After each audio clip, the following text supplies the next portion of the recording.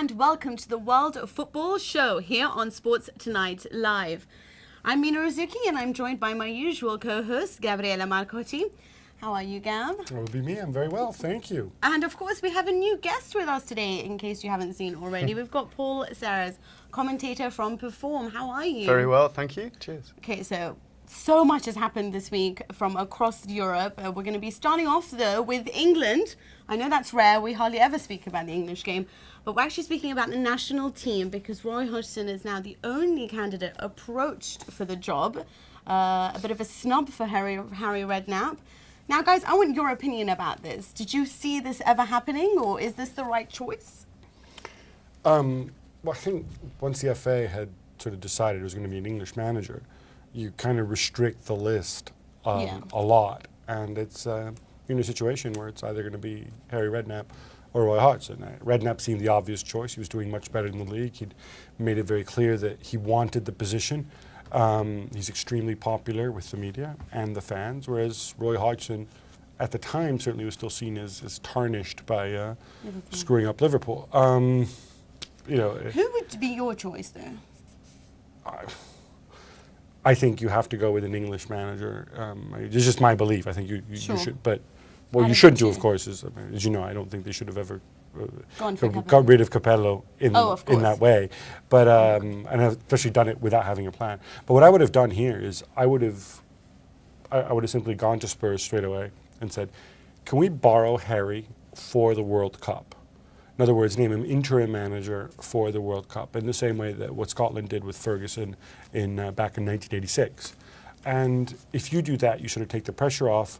You know, he can keep working with Spurs until the end of the season. And then depending how he does, depending whether he wants, depending what the reception is, then you go and deal with Tottenham. But at least you have it now, and you know you're not disturbing Tottenham. You make it very clear we're not even going to speak to him, or he's not going to have any dealings with him until after May 13th. Is that because Harry is seen as a guy who knows how to unite a squad, and especially with what England are going through at the moment, he's sort of the best option to bring them all together, manager, get them all playing, and then Roy Hodgson's probably a better manager to build for the future? Is that why you think that's a I don't know choice? too many situations where... He's also the cheaper option. He's a cheaper option because he's out of contract, but I don't know too many situations where Hodgson's really built for the future. I mean, off the top of my head, and correct me if I'm wrong, the most successful stint he's had was when he was manager of Switzerland, and I think that lasted 3 years, and that was nearly 20 years ago. He obviously did well at Fulham, and did well at West Brom. He's a bit of a nomad, but he's at least had international football experience, and he's worked with Inter, he's worked with Copenhagen, he's worked abroad. So in that sense, what do you think, Paul? Do you think it's a bad idea? No, not at all. I think Harry was probably the popular choice, but for me, as Gab said, once you limit yourself to an Englishman, I think Roy Hodgson is the elder statesman of English football. He has vast European experience. Building for the future, you're right, maybe he's not the man to do that, but we're a few weeks away from the Euros starting, and maybe he's the man to get the best out of what he has available. I don't know, I think the experience that he has, the popular choice Harry, but I think it's the right decision to give Hodgson the job, I really do. Do you have any clue why they waited 3 months to do it? I don't know, but I mean, who knows how the FA works, right? Maybe they wanted to see how well Spurs and West Brom would do, which is if they did that, then they all deserve to be sacked immediately, or put up against the wall and have their buttocks paddled. Yeah.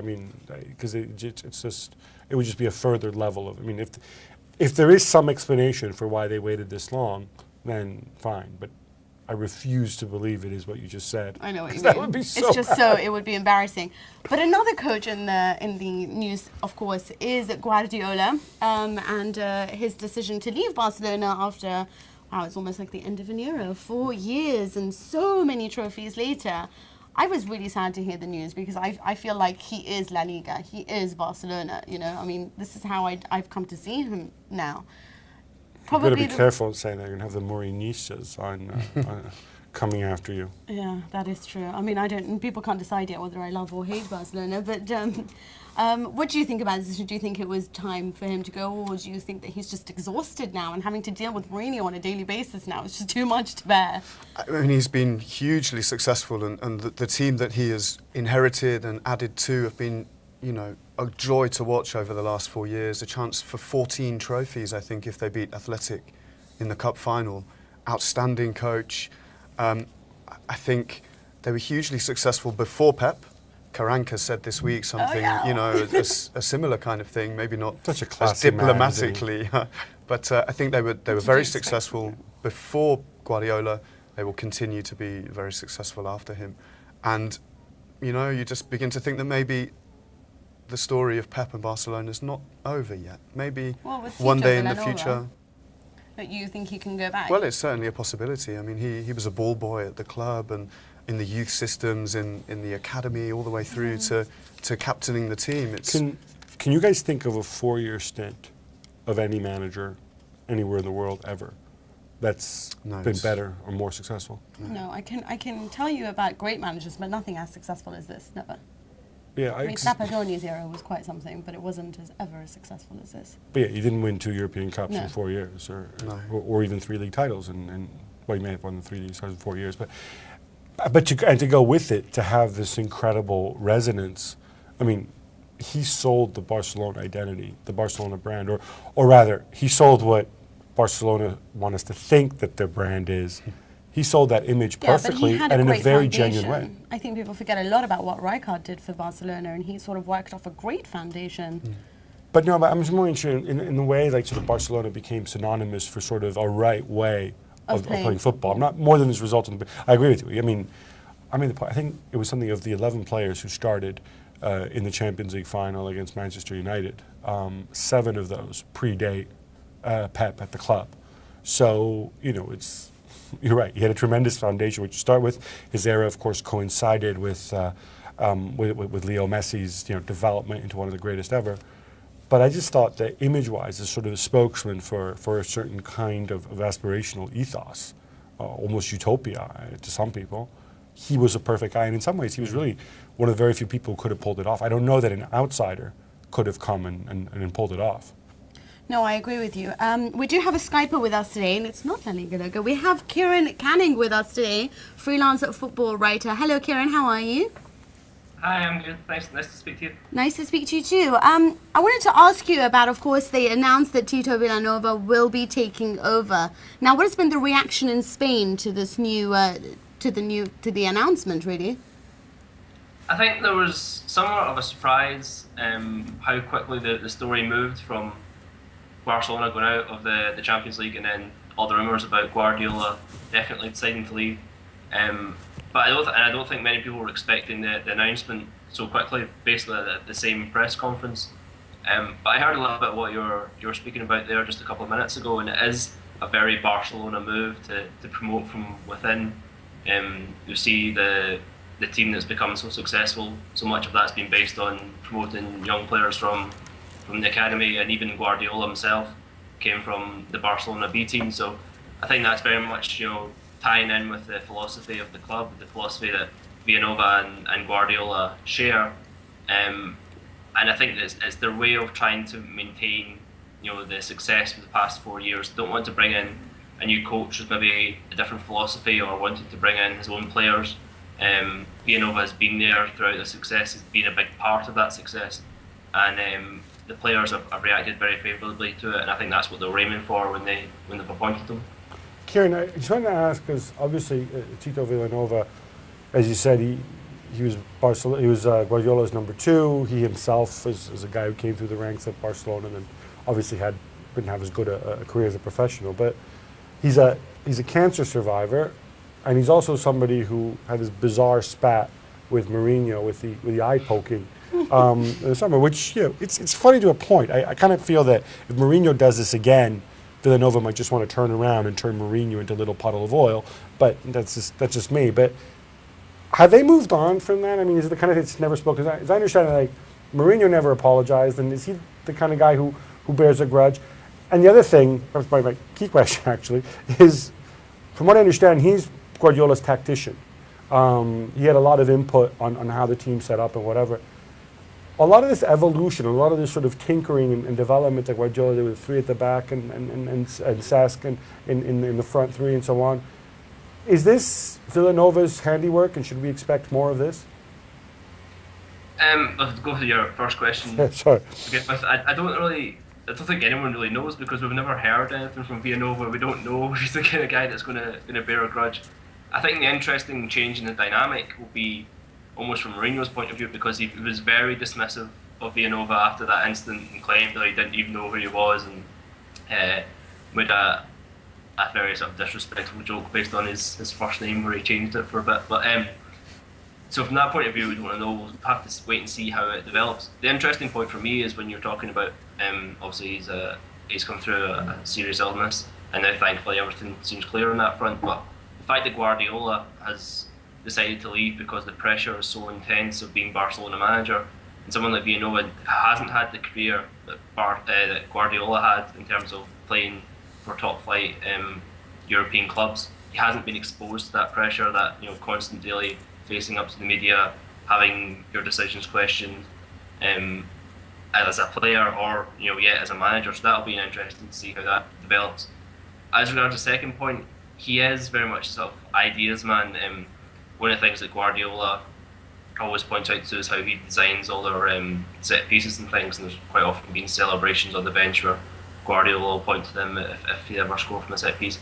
From that point of view, I think there will be more variations and there will be a very tactical approach, but at the same time I think some of the changes we've seen have been very much Guardiola's almost paranoia about standing still and not evolving the team as much as he wants to do, so much that so that teams don't get used to playing against the 4-3-3 that made them so successful to start with. So I think there will be time to be variation. There will be usage of three at the back, and maybe Cesc and Iniesta playing in the front three, like you're saying. But I also would imagine we'll see a much fresher Barcelona next season. One of the things that has held them back this year was how poor their pre-season preparation was, and they've already decided that they're not going to do any tours. They're staying in Europe, and obviously they'll need to recuperate with so many players going away from the Euros. So I think from that point of view, that will make a huge difference to them next season. That's probably a really good idea for them to actually do. They did look like rather exhausted. But what about the race for third and fourth? Who do you think will be doing it? Because Malaga obviously beat Valencia. Their work off the ball was simply amazing for Malaga. Do you think they will be taking the last two places? Levante is still in the hunt. Yeah, the interesting thing for me coming out of that game was that, having watched Athletic and Atletico qualify for the Europa League final, that watching Malaga and Valencia, surely these aren't the third and fourth best teams in the league, because I thought Valencia were very poor, as they have been since the turn of the year. I just think because they have the 3-point advantage over Levante, and Valencia have the better head-to-head against both Malaga and Levante, they should have enough to stay in third place. Malaga is an interesting one because they have a very tough run in. They've got to play Barcelona away. We saw last night that they're still not going to take things easily, and Atletico Madrid away in their next two games, which gives Levante a chance to get there. So I think Levante are still in with a shot, but you have to fancy Malaga just because they've got the 3-point advantage. Okay, all right then, that's all we have time for on Spain. Thank you so much, Kieran. We'll be speaking to you soon. Cheers, Kieran. What about you, Paul? Who do you think will be taking third place, or third or fourth? I think Valencia for third, and I think Malaga will pip Levante for fourth. Yeah, I mean, they're tough games. I think Atleti's focus now will be on the Europa League final. I mean, it's a real chance for silverware in Bucharest. I think Malaga, I think it would be good for the league, good for the Spanish league, if Malaga are able to get into the Champions League. They have obviously the backing to strengthen with Champions League quality players, and that can only be good for Spain, where it's become not boring, but fairly, a two-horse race, predictable every year, as England seems to be this year. The likes of Malaga, Valencia haven't got the money really to change anything in regards to challenging the top two. Malaga have, and I think it would be great for Spain. Cristiano and Messi, and does every which way. But what are those? They're both on 43 goals. Yeah. Messi 65 goals overall. Ronaldo, I don't know, but it's a lot. A lot, probably the same. So going back, and I'm just interested in this idea of like what I'm sure the Spanish press will soon start calling the world record, which is Gerd Muller, 67 goals. I think Dixie Dean might have had close to 70 goals, but that was pre-war. Pele supposedly scored 100 goals in a season, but you go back and some of those were friendly, some of those were maybe training sessions in his back garden with one of his kids. So you don't quite know, but in the sort of modern era, in the measurable era, and almost the like-for-like era, the record is Gerd Muller's 67 goals.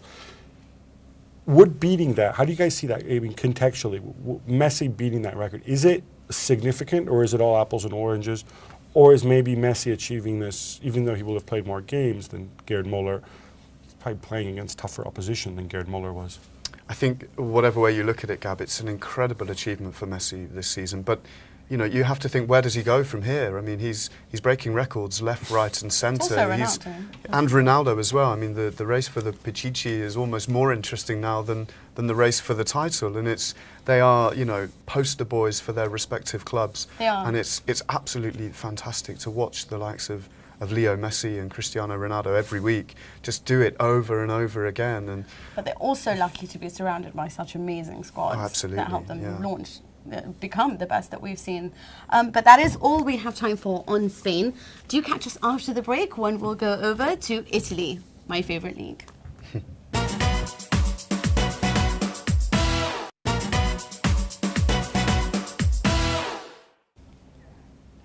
All right, we're back, and time to go over to the lovely world of Serie A, Mina's favorite league. And if you look over to her, you can see just how excited she is.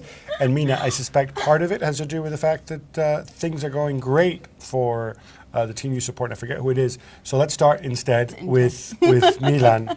4-1 winners at the weekend over Siena. But the big news is Cassano back scoring, and I think maybe showing once again he's a better partner for Ibrahimovic than Robinho. Definitely. Technically, he's a better player. Secondly, you know what I love about Cassano is not that he scored his first goal and this was the first start for him since October and all of that, all the heart problems, but he was so magical with the assists. It was, honestly, if they finished better, they could have been 6 or 7 up. But he just created everything on the field. And I don't think this is a great thing for Milan. I think this is a great thing for Italy going into Euro 2012. Well, given how rubbish, given the fact that all the Italy strikers right now are either injured, mediocre, or insane. Exactly. Actually, to be fair, he fits in the insane category. But yeah, but I mean, with Balotelli, Giuseppe Rossi out, I mean, he's a technically perfect player. So just to wind up the Juventini, I need to get you, Paul. You're going to be objective on this. Of course. There's a lot of people who engage in this Cassano love who will argue that, oh look, had Cassano been fit all season, Milan would have won the title, clearly and comfortably. Are you buying that? I buy that. Intangibles, really, isn't it? But there's no doubt that he's a great player. He's a driving force for Milan, and it's great to see him back. He's been a driving force in what, half a dozen games? Maybe so. But he's that kind of player that can just produce from nowhere something magical. And as Mina said at the weekend, the assists that he provided and the way that he ran the show at times in that game was spectacular. But you know what it is? The thing about Cassano is that they've been so dependent on Thiago Silva and Ibra. He offers a third person. He makes Ibra, able to go forward without having to drop deep to constantly find the ball and create something. I do think had Cassano been available, it would have been a different Milan, especially in the Champions League, not just for the the title race. But I also would like to argue that had Juventus actually found a finisher, or Vucinic had actually performed in the way that he's been performing, then it would have been a clear-cut, easy title win for them too. Yeah, so.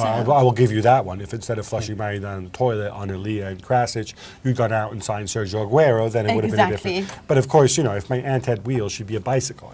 The bottom line here. You have to find something to say like that. Now, looking at Juve though, I was incredibly impressed this weekend. Once again, I don't think Novara didn't play particularly well and sat off them, but they were on a high. This was kind of like their last chance to win something. They knew that Genoa had lost earlier in the day. I kind of expected more from them, but I thought Juve were just absolutely rocking, actually, in this game. I love the way he used Giaccherini. I'm assuming Borriello's still going to be. They will still have the rotating strikers, and Borriello's just kind of a right man in the right place. A bit of a Forrest Gump, yeah? Gazzetta dello Sport called him a synthetic pinch player because he's performed against Cesena and against Novara, both on synthetic pitches. But I do think that it's almost like Novara just rolled over. You know, and I'm not going to say no conspiracy theories, but the management are supporters of Juventus. Okay, you see that? See, look, should I make a reference to 2006? And now, look, they're laughing and rubbing it in now? No, I'm saying to you, as in they like Cesena or Milan supporters. I'm just saying to you. Anyway, but what I was going to say is that I thought that the way that they played their game, with how much space and time they afforded Pirlo, who is very obviously the reason behind Juventus's wonderful push, it is that midfield. What you need to do is stop him, and you pretty much stop a lot of Juventus. And they just offered him all this time. We're going to get to more interesting things in Juve in a minute, like the race for third place. That's a little bit harsh. More interesting things than Juve. I wanted to, otherwise we might have to go talk about Conte, so we don't necessarily want to do that. It's just all about what you like. But Paul, I wanted to get you on something which surprised me in a very positive way in the relegation fight. You know, obviously Lecce and Genoa on paper head-to-head. Lecce were at home against Parma, a team that had nothing to play for. Parma went at it great guns and beat them 2-1, Lecce losing at home. And Genoa, when I was watching that Bologna-Genoa game on Saturday morning, Bologna, of course, managed by Mina's friend, Mr. Pioli. He's just a really nice coach. Bologna go 3-1 up, and I figure, okay, I know where this is headed now. They made their point. They destroyed Genoa. Now, do Bologna need the points? No. Now they let them back in, finish 3-3, and Bologna walk off the pitch among the applause and knowing Genoa owes them a favor. But it didn't happen that way. It got back to 3-2, some great saves at the end. Bologna could have scored a fourth. Is Italian football kind of growing up? Well, I mean, you know, just to touch really briefly before we get to that on the Pirlo point, he's the kind of player, he's been outstanding this year. And to add a bit of equilibrium to the debate, on Pirlo, if you afford him the time and space like Navarra did, he will destroy you, and that's exactly what happened. The Bologna, the relegation fight in Serie A, well, I mean, it's impossible to call, isn't it? I mean, every week teams... No, answer my question. Are they growing up? Because you know what I'm talking about. Sure. Okay? It appears so. They would have been like, what, you can take it because... Yeah, I guess so. I guess it's now people actually fighting rather than it seem being, I do you a favor, you do me a favor. Or more like, I have no incentive. I've shown that I'm better than you. You go ahead, take the point because you need it. Yeah, I think so. But that's, you know... But that's good, isn't it? I think so. This is what I think. I think that when people criticize the Italian league, you can see clear differences. It is getting better in some ways. It's getting worse in other ways, sure. But well, with Juve winning the title, I know. But go on. I don't even know what to say anymore. But yeah, no, I did think that game was very interesting. But I thought Bologna were overall, like, you know, the worthy winners. But I did see that they kind of took their back foot, and then, you know, they came back to, you know, with 2 goals, Genoa, and I thought, what's going to happen here? You actually don't know anymore. Whereas before, it's a foregone conclusion. That's what's fantastic. Definitely fantastic. And also with like the Lecce, what's happening on, I thought that everyone was predicting them to score a second goal and then take 1 point away, but that didn't happen, and I was dying to see what Cosme was doing on the sidelines. But did you like his little hat, got sunglasses and vest get up? He is certainly the best dressed, other than Ballardini, both of them just a disaster on the sidelines. But yeah, I do think that this is what I think, that you don't know what's happening. It's actually a race now rather than, you know, a sort of, you know, we score, and also teams are willing to go out and score 4. Yeah. You know, that's another thing. You know, before you kind of just got your 1 and your 2. It's considered rude to run up the score before, but more now than it's that, yeah. But now it's happening. But still, they do take their foot off the gas after 4. They still think it's kind of rude to get 5. 4 is okay, but 5 is, you know, is insulting. 5 is just insulting. There is no point ever in scoring 5 goals, in my opinion. I think it can only be good if the cliquey, you know, you scratch my back, I'll scratch yours mentality is eradicated from you know, relationships between certain teams in Serie A. It's great for the league. It's great for the reputation of the Italian league abroad as well. Yeah, I think so. Let's move on now to talk some race for 3rd place and that last and final Champions League spot. And look who's here on our wall. It's Mr. Tancredi Palmieri. Now, Tancredi, I'm going to set this up because you need to tell us what on God's green earth was going through the minds of the Lazio players. Now, what? it's 1-0 to Udinese. it's 1-0 to Udinese. It's the 93rd minute and 20 seconds, so there's about 40 seconds left to play in injury time. And there's a whistle coming from the stands. Yes, indeed. Very audible. Some Udinese players hear it, some Lazio players hear it. Marchetti, Lazio goalkeeper, throws himself to the ground. One of the Udinese players, I think Asamoah, starts celebrating, jumping around. Pereira from Udinese keeps playing and scores what I thought was a pretty nifty goal. They lose 2-0. Lazio go demented. They have a cow and a calf, and they go, and there's a brawl at the end, and Marchetti pushes the referee. Diaz gets sent off. Scaloni behaves like a baby, not for the first time. Now, Lazio, in my opinion, are 100% right that the referee made a mistake, because if the regulations in Italy clearly state that if there's a whistle that is audible on the pitch and the referee hears it and he thinks it's interfering with the players, he has to stop play. Obviously, the referee Bergonzi heard it because he signaled that no, we're playing on. Obviously, the players heard it as well. But that said, is there a difference between losing 1-0 and losing 2-0? No, there is no difference at all. There is difference between being sure of the third Champions League spot and then finding yourself on Monday with the same points of the other, just behind the other because of goal average in the different games. So that probably boosted the Lazio hysterism, if you want the real explanation, unofficial, but real in my opinion. Also, as you said, by rules, the referee should have stopped the game. Even if you watch it, there was a kind of, anyway, everything is happening something like 3 seconds. I can tell you, even if I've been just for amateur leagues, but being referee, sometimes what it looks like, it's very clear from sitting on a sofa, as long as it's happening everything in 2-3 seconds, can even not be, but can be also that taken in the I would say in the rush of the last second, he wouldn't have realized that three times whistle really affected the game. Today already came the banning of the players. Marchetti received a 4-game ban for pushing the referee from behind, and actually could be also dangerous for his collapse for Lazio, because his collapse for Italy at Euro 2012, because it's known about Balotelli, the ethical code that Prandelli, the Italy manager, wanted for the players called in Italy. So who knows, this can affect Marchetti even more. But if you want an explanation about this Lazio stuff, it's not about 1-0 or 2-0. I even want to check about goal average, that maybe they had something in trouble with Udinese, that goal is changing something, was changing completely nothing. They lost the ball and were missing something like really some 10 seconds to the end of the game. That great that we could study for years. We might never learn what really goes through the minds of Lazio. Mina. You know what, I also want to talk about the race just in general, because it looks like, I don't understand it, there's 4 teams at the moment. Now, it's all head-to-head. Napoli is the best in terms of the head-to-head Napoli average. have an enormous lead in the head-to-head average. Because they've beat them. Now, so basically, that doesn't change whether or not, if Lazio managed to lose by 1 or 2-0, it makes absolutely no difference at all. No, because Lazio are bottom of the 4. And now, out of everything, they've possibly lost the rest of them. Other than being hit by injuries, they now are hit by suspensions to the upcoming games. So they've pretty much lost 3rd place.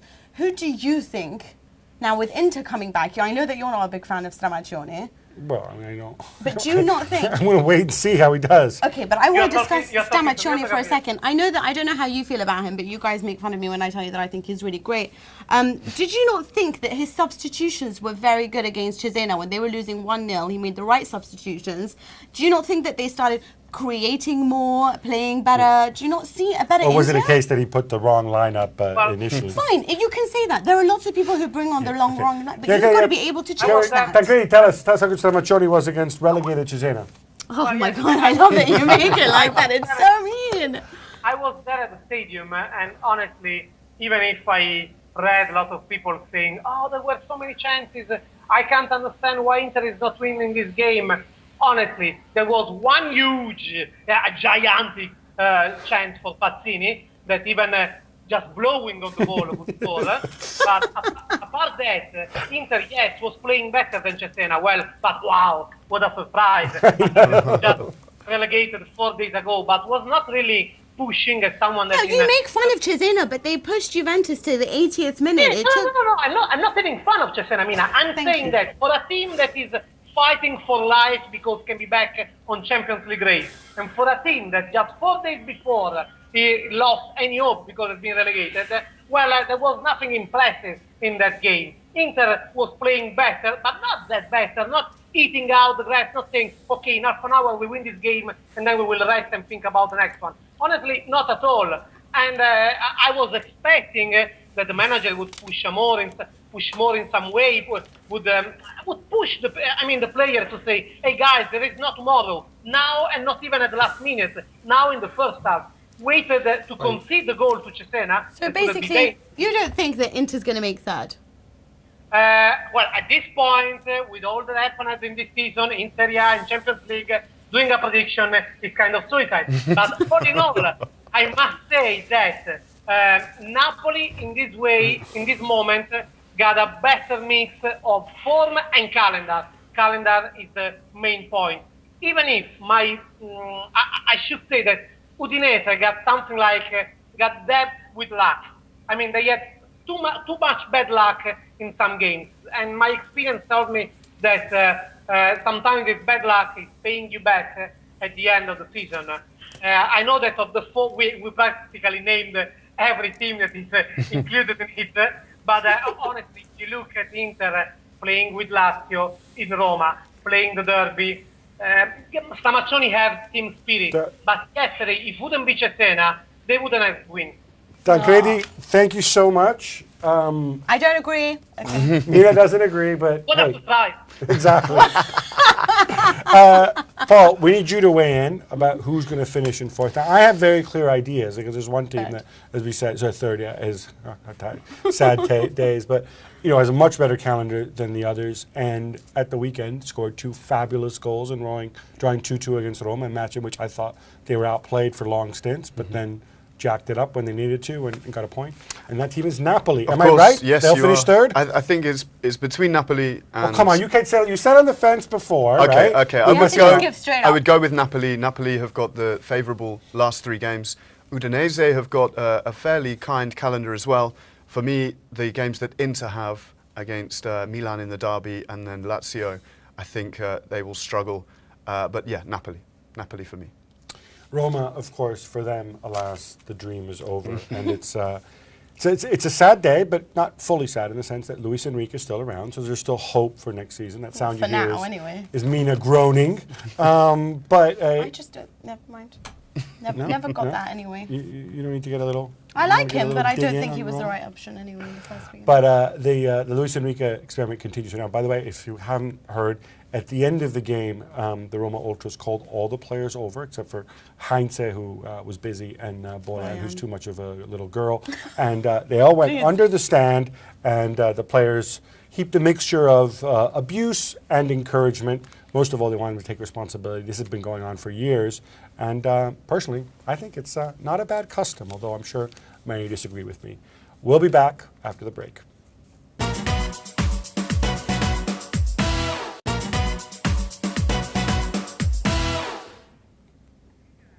Bocciarde, we're back. We're going to be talking some Portugal. Porto winning their 8th league title in the past 10 years, which might explain why people like Andre Villas-Boas win the title in Portugal, as does Jose Mourinho, and then go on to bigger and better things, at least that 50%, right? Sorry, Andre. I know you're a regular viewer. You're going to bounce back. Well, I think we all believe that. Anyway.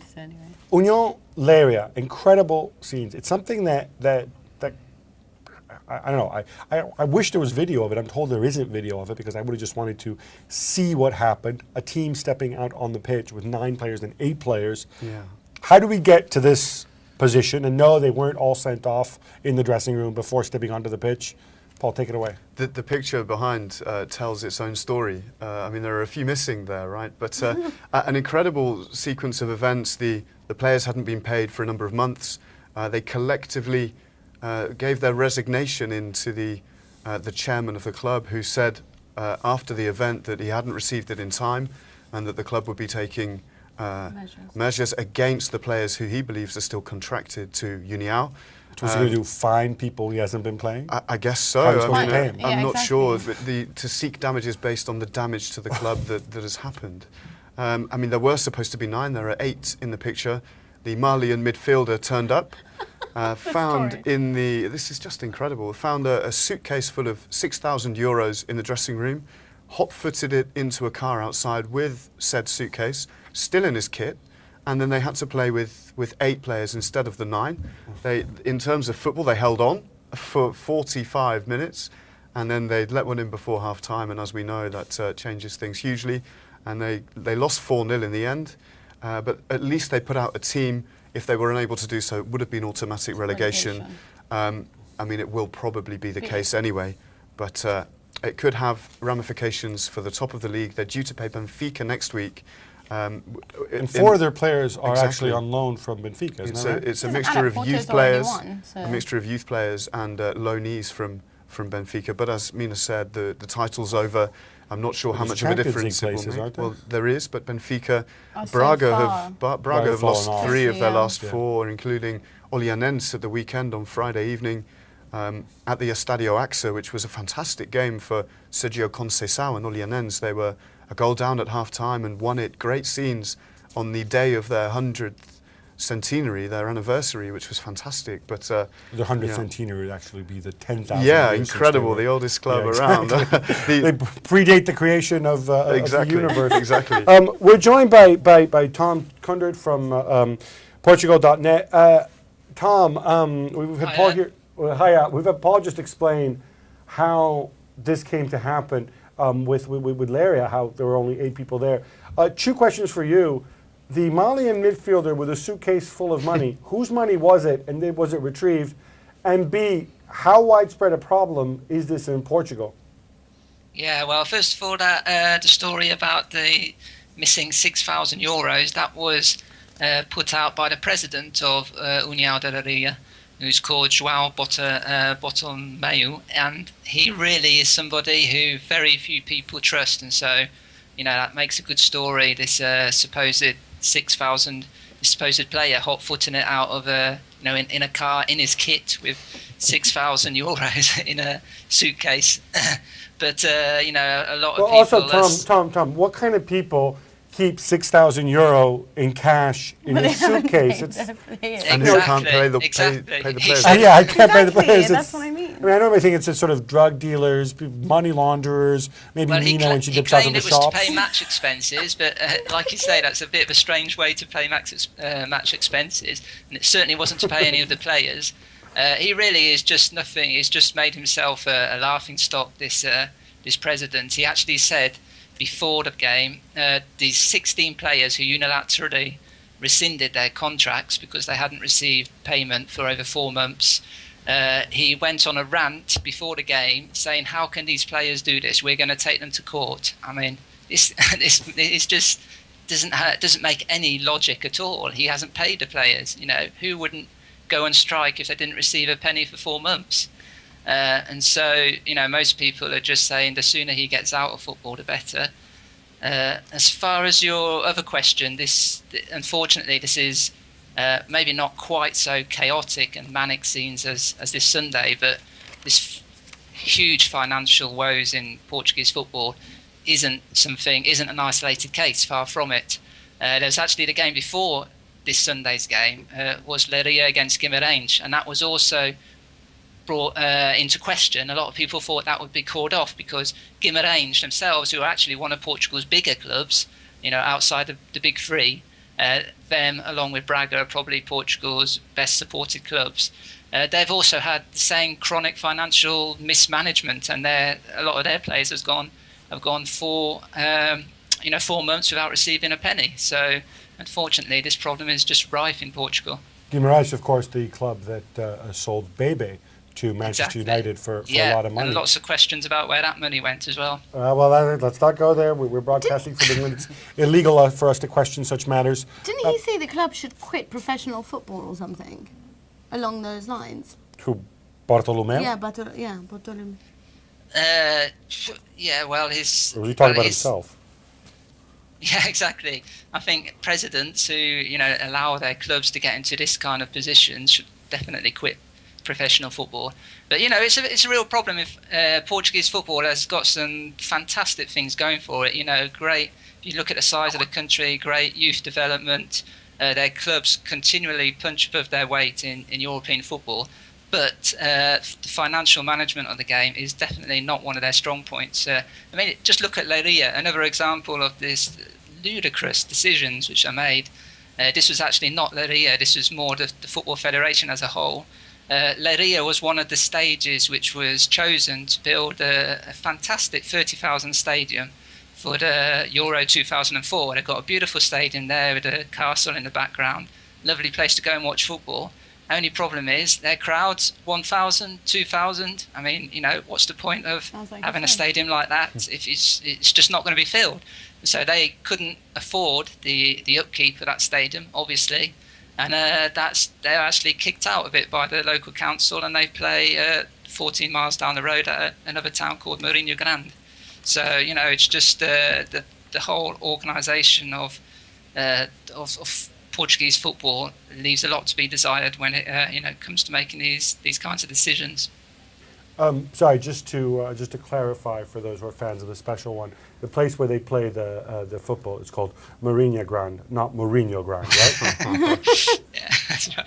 He hasn't quite achieved that status yet to have a town's called after him. Not yet, anyway. Maybe that's what they'll rename the Bernabeu one day. Tom Conner from Portugal.net, thanks so much for joining us.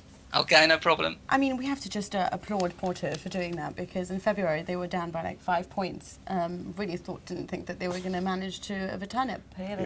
You get 30 seconds. You need to explain this to me. The fact that these people win every year, despite the rotating cast of managers, Josualdo Ferreira, Villas-Boas, Mourinho. No, forget Falcao. I'm talking about the managers, right? Yes. Does this mean that a really well-run club, in fact, Braga are another great example of this, because they're always successful with different managers, really doesn't make a difference who the manager is if you've got a great director of football, a great president, and you're well run? I think maybe to touch back on the example of Barcelona, when you promote from within, somebody who's ready to take over the reins and keep the philosophy as it is and just keep things ticking over. A huge factor this year was the return of Lucho from Marseille. Since he returned to Portugal, Marseille have bottomed out and Porto have overtaken Benfica, who in the first half of the season were outstanding and looked to shoe in for the title. Lucho Gonzalez, another one of my favourite players. And mine as well. Along with Michael Essien, of course. We'll be back in a few, and we'll go over to France.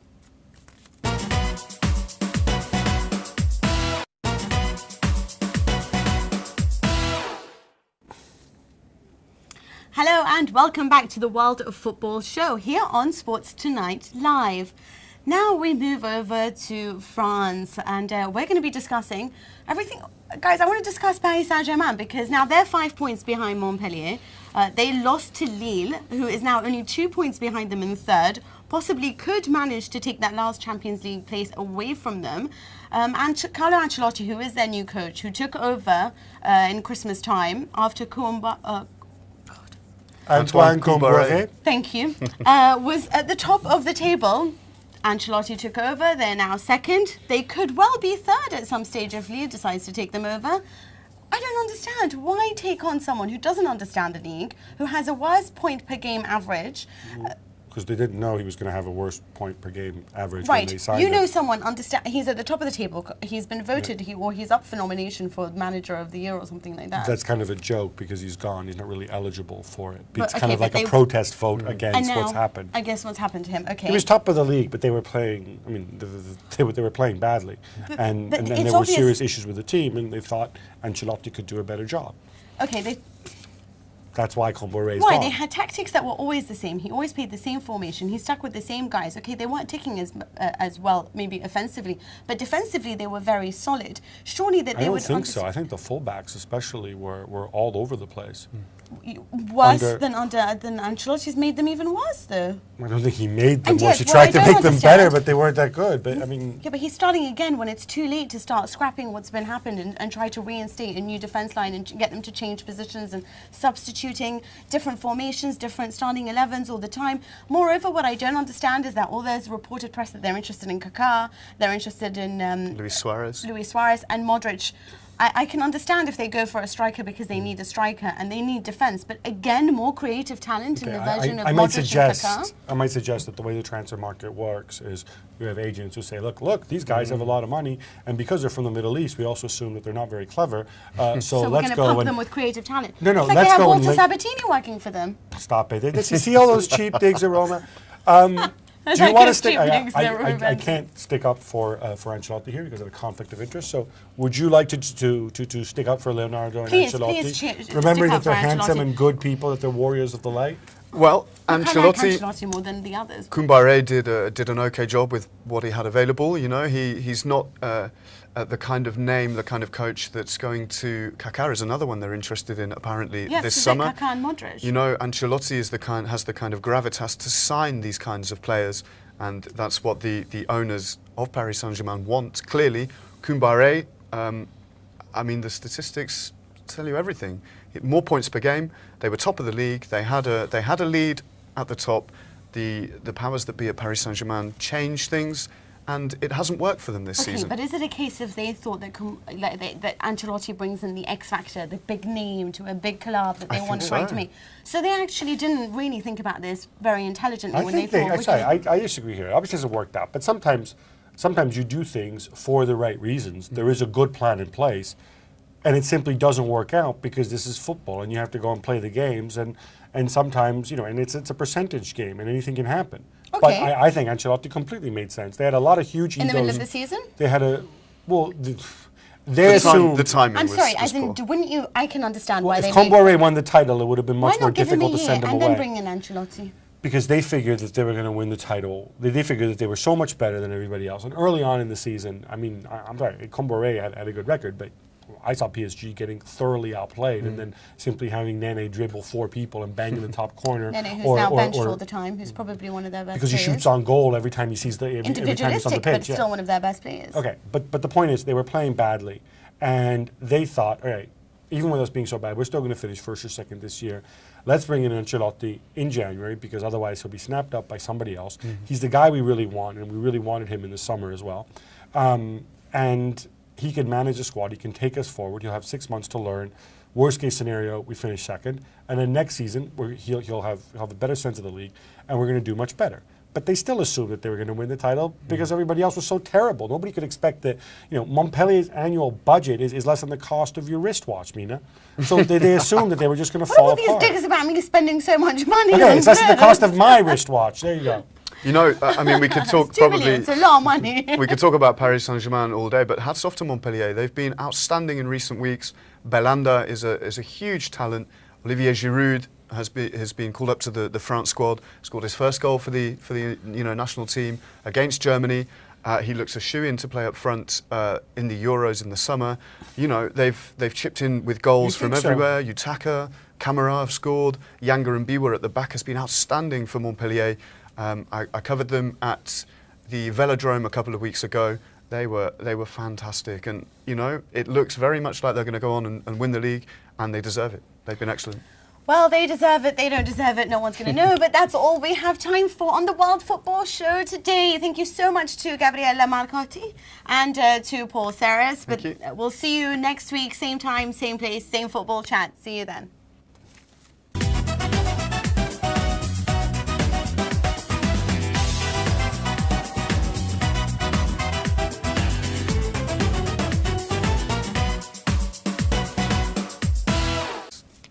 He obviously did well at Fulham, and you know did well at West Brom. He's a bit of a nomad, but he's at least had international football experience, and he's worked with Inter, he's worked with Copenhagen, he's worked abroad. So in that sense, what do you think, Paul? Do you think it's a bad idea? No, not at all. I think Harry was probably the popular choice, but for me, as Gab said, once you limit yourself to an Englishman, I think Roy Hodgson is the elder statesman of English football. He has vast European experience. Building for the future, you're right, maybe he's not the man to do that. But, you know, we're a few weeks away from the Euros starting, and maybe he's the man to get the best out of what he has available. I don't know. I think the experience that he has, the popular choice, Harry, but I think it's the right decision to give Hodgson the job. I really do. Do you have any clue why they waited 3 months to do it? I don't know, but I mean, who knows how the FA works, right? Maybe they wanted to see how well Spurs and West Brom would do, which is if they did that, then they all deserve to be sacked immediately, or put up against the wall and have their buttocks paddled. Yeah. You know, I mean, because it would just be a further level of. I mean, if there is some explanation for why they waited this long, then fine. But I refuse to believe it is what you just said. I know what you mean. That would be so. It's just it would be embarrassing. But another coach in the news, of course, is Guardiola, and his decision to leave Barcelona. Successful. No, I can tell you about great managers, but nothing as successful as this. Never. Yeah, I mean, Trapattoni's era was quite something, but it wasn't ever as successful as this. But yeah, you didn't win 2 European Cups in 4 years, or even 3 league titles, and well, you may have won the 3 league titles in 4 years, but to go with it, to have this incredible resonance. I mean, he sold the Barcelona identity, the Barcelona brand, or rather, he sold what Barcelona want us to think that their brand is. He sold that image perfectly and in a very genuine way. I think people forget a lot about what Rijkaard did for Barcelona, and he sort of worked off a great foundation. But no, but I'm just more interested in the way like sort of Barcelona became synonymous for sort of a right way of playing football. Not more than his results. I agree with you. I mean, I think it was something of the 11 players who started in the Champions League final against Manchester United. 7 of those predate Pep at the club. So, you know, you're right. He had a tremendous foundation, which you start with. His era, of course, coincided with Leo Messi's development into one of the greatest ever. But I just thought that image-wise, as sort of a spokesman for a certain kind of aspirational ethos, almost utopia to some people, he was a perfect guy. And in some ways, he was really one of the very few people who could have pulled it off. I don't know that an outsider could have come and pulled it off. No, I agree with you. We do have a Skyper with us today, and it's not La Liga. We have Kieran Canning with us today, freelance football writer. Hello, Kieran. How are you?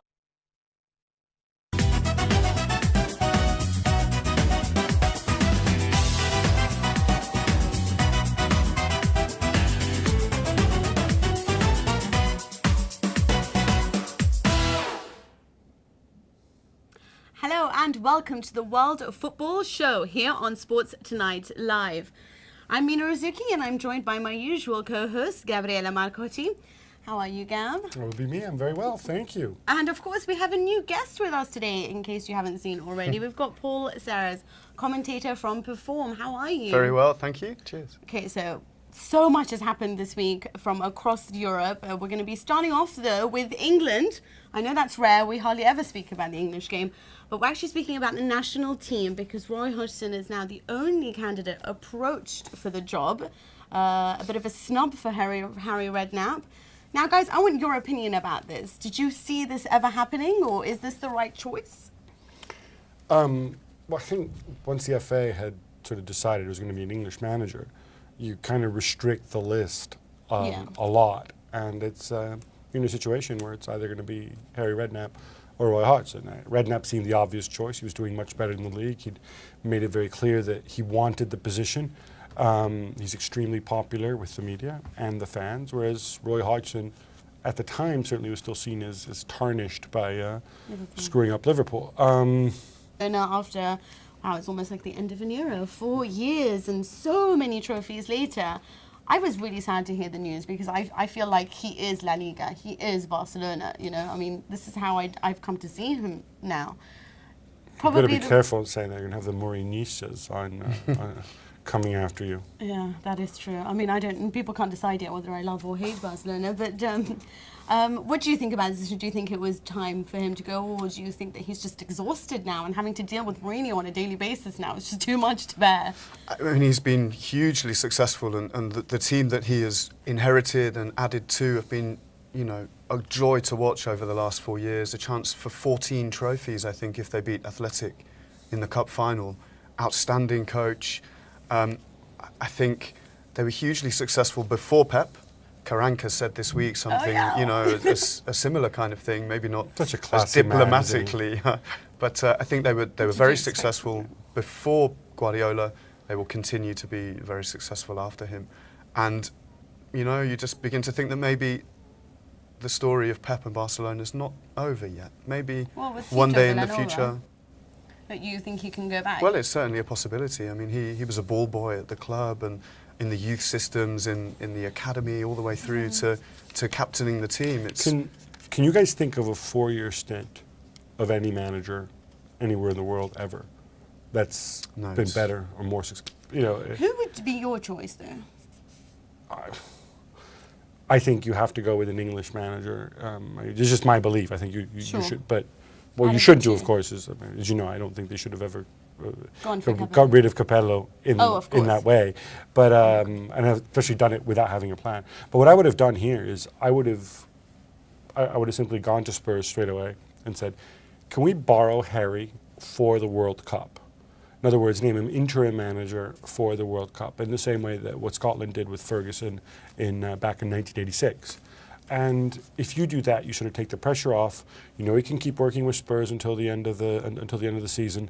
You know, and then depending how he does, depending whether he wants, depending what the reception is, then you go and deal with Tottenham. But at least you have an out, and you know you're not disturbing Tottenham. You make it very clear we're not even going to speak to him, or he's not going to have any dealings with him until after May 13th. Is that because Harry is seen as a guy who knows how to unite a squad, and especially with what England are going through at the moment, he's sort of the best option to bring them all together, manager, get them all playing, and then Roy Hodgson's probably a better manager to build for the future? Is that why you think that's a better choice? I don't know too many situations where... He's also the cheaper option. He's a cheaper option because he's out of contract, but I don't know too many situations where Hodgson's really built for the future. I mean, off the top of my head, and correct me if I'm wrong, the most successful stint he's had was when he was manager of Switzerland, and I think that lasted 3 years, and that was nearly 20 years ago. You know, he's